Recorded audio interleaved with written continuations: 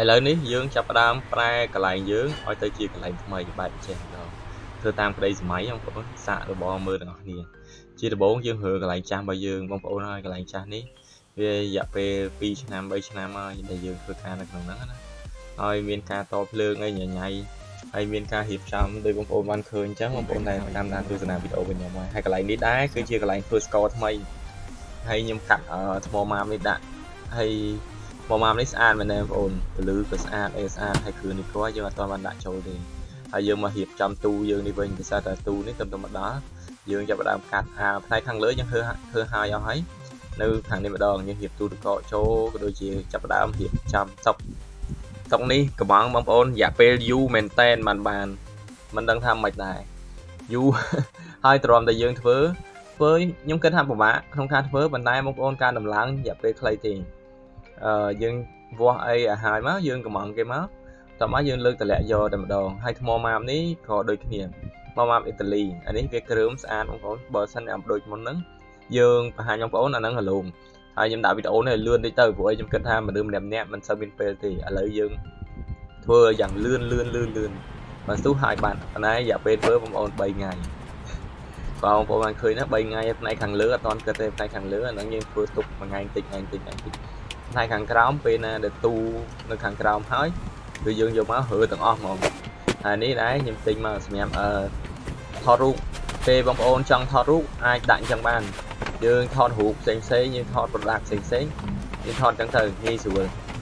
យើងទាញមកយើងហូតទៅវិញហូតទៅមកស្រួលហើយភ្លើងខ្ញុំរៀបចំឲ្យអស់ហើយអានេះហើយមួយនេះដែរខ្ញុំក៏កាត់មួយនេះដែរជាមួយនឹងតុកមកមើលដែរអានេះកន្លែងយើងធ្វើការផ្សេងហើយស្អាតបងប្អូនណាតុកថ្មម៉ាបនេះពពកព្រិលហើយស្អាតចំណែកនេះទូទឹកកករបស់យើងរដងហើយទូទឹកកកធំអូខេទូទឹកកកយើង2ហើយនឹងគ្រឿងទូចំនួនខាងក្រោម5ថតប៉ុន្តែយើងដាក់កែងទៅវានៅសល់តែ4ថតទេហើយនេះកាមេរ៉ារបស់យើងថតនំខេកជាប្រចាំធំនោះយើងថតអត់ជាប្រចាំទេដោយសារតែបច្ចេកទេសការងារខុសៗគ្នាអញ្ចឹងបងប្អូនហើយទូខាងនេះខ្ញុំដាក់ប្រដាប់ចុចនឹងហើយពេលណាចុចចេញប៉ុន្តែអ្វីដែលសំខាន់បងប្អូនខ្ញុំដាក់នៅខាងក្រោមកន្លែងនៅជើងធាក់ជើងមិនចេញអញ្ចឹងមានការលំបាកមួយដោយសារតែខ្ញុំភ្លេចមើលហើយនេះពូភ្លើងនេះយើងបើកកង់តាក់មកភ្លើងវារៀងញាក់ដោយសារតែភ្លើងនេះមិនមែនជាភ្លើងថតរូបទេហើយពេលណាយើងប៉ះដៃទៅវាមាន sensor ប៉ះដៃយើងមាន sensor យើងមិនបាច់បញ្ជាវាទេយើងដាក់ដៃទៅលើវាទៅវាចេញបិទយើងដាក់ដៃដែរអានេះ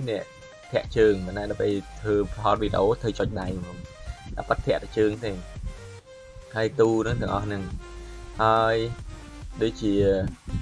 រៀបចំរួចរាល់បងប្អូនបណ្ដានៅតែផ្នែកខាងក្នុងនឹងរៀបបានដាក់ដើម្បីឲ្យយើងធ្វើការងារងាយស្រួលណាហើយខ្ញុំក៏មានការទិញទូដាក់កាមេរ៉ាថ្មីដែរអញ្ចឹងចាំខ្ញុំថតចែកជូនបងប្អូនអស់គ្នានេះតុកដែលខ្ញុំថតឲ្យបងប្អូនមើលមុនណាកន្លែងនេះយើងធ្វើគ្រឿងឌីក័រពីស្ករពេលកាលពីមុនយើងធ្វើមួយគ្នាទាំងអស់កន្លែងថតហើយនឹងកន្លែងធ្វើគ្រឿងឌីក័រមួយគ្នាអានេះពុំតន់បានហើបងប្អូននៅច្រើនណានៅច្រើនពុំមកជួននឹងតែម្ដងបងប្អូនអញ្ចឹងបានថាគ្រឿងស្ករកុំថាចំណាយលុយតិច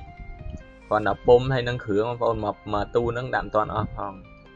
ព្រោះអីដោយសារតែពេលណាបងប្អូនត្រូវការកំងអីចេញនឹងកំងអីចេញនឹងអញ្ចឹងយើងធ្វើកម្រឲ្យអត់មានគ្រឿងណា